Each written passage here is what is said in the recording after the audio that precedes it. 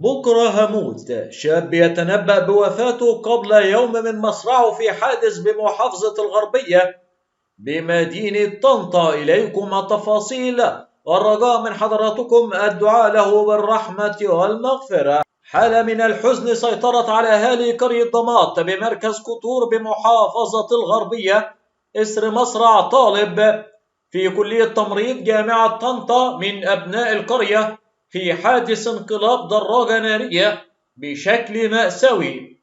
وتلقى اللواء محمد عمار مدير أمن محافظة الغربية اختارا من شرطة النجدة يتضمن ورود بلاغ حادث سير دراجة نارية أسفر عن مصرعه هذا الشاب الذي تنبأ بوفاته، وهو أحمد محمد 19 عاما، طالب في كلية التمريض جامعة طنطا ومقيم بقرية دمياط مركز كطور بمحافظة الغربية. وتبين أن الحادث السير بسبب السرعة الزائدة واختلال عجلة القيادة في يد السائق، وتم نقل الجثة إلى مشرحة المستشفى وتم تحرير محضر بتلك الواقعة المأساوية. وتولت النيابة العامة التحقيق والتي قررت ندب الطب الشرعي لتشريح الجثة لبيان سبب الوفاة والتصريح بدفنها بتشييع الجثمان من أحد مساجد القرية ودفنه في مقابر العائلة.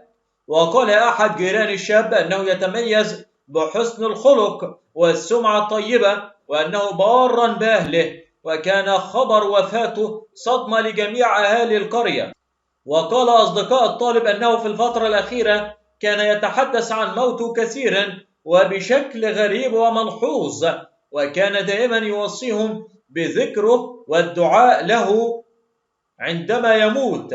وكان أحمد خرج على صفحته الشخصية على مواقع التواصل الاجتماعي في بث مباشر قبل وفاته بيوم واحد قصيدة رثاء بصوته يتنبأ بوفاته، وهذا أمر غريب، واصفا فيها حياة الأهل والأصدقاء بعد وفاته، وأن فترة الحداد عليه لن تتعدى الأسبوعين، وأن الجيران هيقولوا عليه طيب وصاحب أخلاق وسيرة طيبة.